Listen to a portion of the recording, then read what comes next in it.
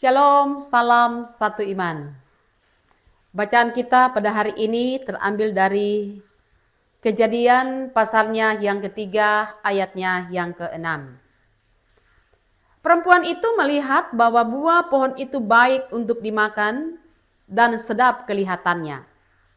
Lagi pula pohon itu menarik hati karena memberi pengertian. Lalu ia mengambil dari buahnya dan dimakannya dan diberikannya juga kepada suaminya yang bersama-sama dengan dia, dan suaminya pun memakannya. Tema kita pada hari ini, pilihanmu menentukan hari esok. Ada begitu banyak orang yang mengalami kekecewaan karena salah di dalam menentukan pilihan. Banyak orang yang mengalami sebuah penyesalan karena salah menentukan langkah. Misalnya berkaitan dengan pekerjaan, atau berkaitan dengan tempat tinggal, atau berkaitan dengan pasangan hidup. Dan masih banyak lain pilihan-pilihan yang seringkali membuat orang menjadi kecewa. Ada pepatah yang mengatakan, penyesalan itu selalu datang di belakang. Artinya bahwa sebelum seseorang menentukan pilihan, tentunya haruslah memikirkan terlebih dahulu apa konsekuensi yang akan terjadi dari hasil pilihannya itu.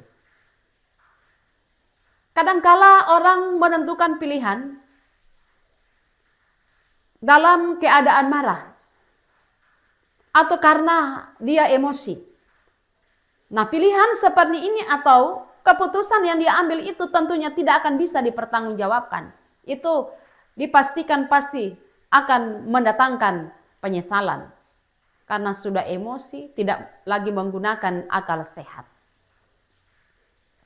Ada juga orang yang menentukan pilihan, mungkin karena hanya mau menyenangkan orang lain.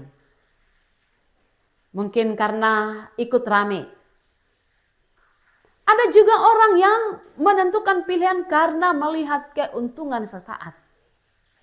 Sehingga tentunya ada konsekuensi dari setiap apa yang telah dipilih. Nah, saudara-saudara, kita melihat, kita belajar dari firman Tuhan. Ketika Adam dan Hawa dipercayakan untuk tinggal di Taman Eden, maka Allah memberikan perintah untuk tidak memakan buah pohon pengetahuan baik dan jahat. Tetapi ketika mereka diperhadapkan dengan sebuah pilihan, ketika ular datang untuk menggodai mereka, sebenarnya pilihan itu yang menentukan itu, yaitu keputusan mereka. Apakah mereka mau taat kepada Allah, ataukah mereka tidak mau taat kepada Allah. Tetapi yang menjadi pilihan mereka, yaitu memilih untuk tidak taat. Sehingga nas ini berkata bahwa ketika mereka melihat pohon yang begitu menarik hati, mereka mengambil, mereka memakan buah itu.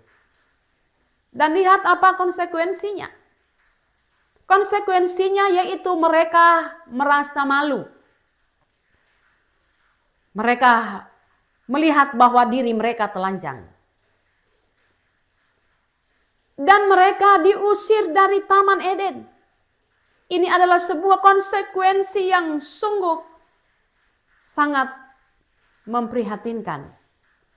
Karena di dalam Taman Eden berkat Tuhan itu telah tersedia. Mereka memilih untuk menentukan pilihan mereka sehingga mereka harus menerima, meninggalkan Taman Eden. Nah, saudara-saudara yang kekasih, di hari-hari ini begitu banyak pilihan-pilihan yang akan diperhadapkan kepada kita. Kita diperhadapkan dengan banyak tawaran. Mau taat, mau setia kepada Allah atau bagaimana? Apakah kita mau kemana, mengerjakan apa, itu semua ada di dalam keputusan kita masing-masing. Tetapi tentunya ada beberapa hal yang harus kita renungkan sebelum kita menentukan pilihan. Yang pertama, yaitu pikirkan konsekuensi. Apa yang akan terjadi dari pilihan yang kita ambil. Kalau kita sudah memikirkan itu, silakan menentukan pilihan. Kemudian yang kedua, kita harus belajar dengan pengalaman dari orang lain atau pengalaman kita sendiri. Jikalau kita pernah salah di dalam menentukan pilihan dan kita mengalami akibat atau konsekuensinya, hendaknya kita harus berhati-hati.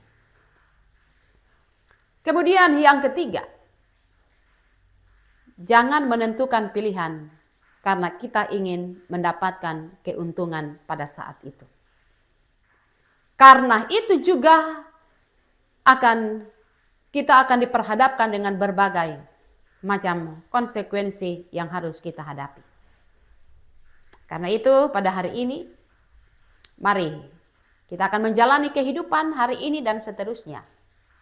Pilihlah pilihan yang tepat. Karena itulah yang akan menentukan bagaimana engkau hari ini dan hari esok. Tuhan menolong dan memberkati kita semua. Mari kita berdoa. Bapa di sorga, terima kasih atas firman-Mu. Mampukan kami untuk menentukan pilihan yang terbaik. Beri hikmat dan bijaksana. Sehingga kami benar-benar menjadi anak Tuhan yang setia dan taat mengandalkan Allah dalam seluruh keberadaan kehidupan kami. Di dalam nama Tuhan Yesus kami berdoa. Amin. Tuhan memberkati kita semua. Salam satu iman.